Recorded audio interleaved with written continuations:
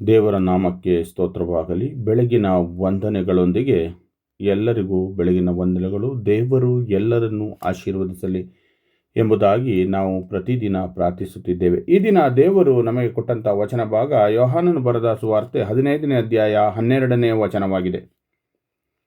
ನಾನು ನಿಮ್ಮನ್ನು ಪ್ರೀತಿಸಿದ ಮೇರೆಗೆ ನೀವು ಒಬ್ಬರನ್ನೊಬ್ಬರು ಪ್ರೀತಿಸಬೇಕೆಂಬುದೇ ನಾನು ಕೊಡುವ ಆಜ್ಞೆ. ಇದಾಗಿದೆ ದೇವರು ಈ ದಿನ ನಮಗೂ ಕೊಟ್ಟಂಥ ಒಂದು ಒಳ್ಳೆಯ ವಚನವಾಗಿದೆ. ಈ ವಚನವನ್ನು ನಾವು ಮನಪೂರ್ವಕವಾಗಿ ಪ್ರೀತಿಸಬೇಕು, ಗೌರವಿಸಬೇಕು. ವಚನವನ್ನು ನಮ್ಮ ಹೃದಯದಲ್ಲಿ ಸ್ವೀಕರಿಸಿಕೊಳ್ಳಬೇಕಾಗಿದೆ.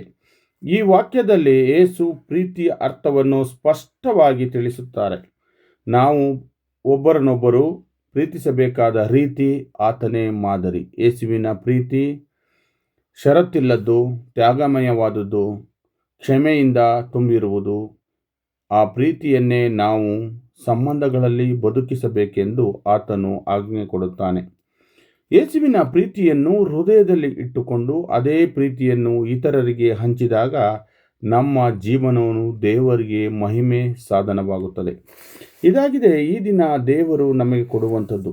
ಪ್ರೀತಿ ಕ್ರಿಸ್ತನ ಜೀವನದ ಒಂದು ಗುರುತು ಎಂಬುದಾಗಿ ನಾವು ತಿಳಿದುಕೊಳ್ಳಬೇಕು.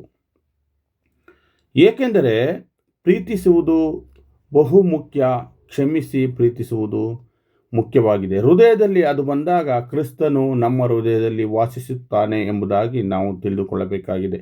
ಏಕೆಂದರೆ ಕ್ಷಮೆ ಪ್ರೀತಿ ಜೀವನದಲ್ಲಿ ಮುಖ್ಯವಾದ ಒಂದು ಭಾಗವಾಗಿದೆ.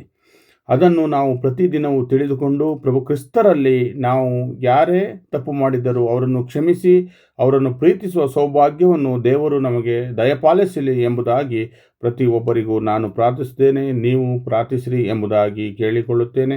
ಈ ವಚನವನ್ನು ಅನೇಕರಿಗೆ ಕಳಿಸಿಕೊಡಿ. ದೇವರ ಸುವಾರ್ತೆಯಲ್ಲಿ ಪಾಲುದಾರರಾಗಿ ಮತ್ತು ನಮಗಾಗಿಯೂ ನಮ್ಮ ಕುಟುಂಬಕ್ಕಾಗಿಯೂ ಪ್ರಾರ್ಥಿಸಿರಿ. ನಿಮಗಾಗಿಯೂ ಪ್ರಾರ್ಥಿಸುತ್ತೇವೆ.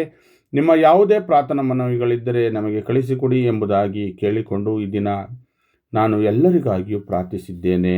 ಆಮೇನ್.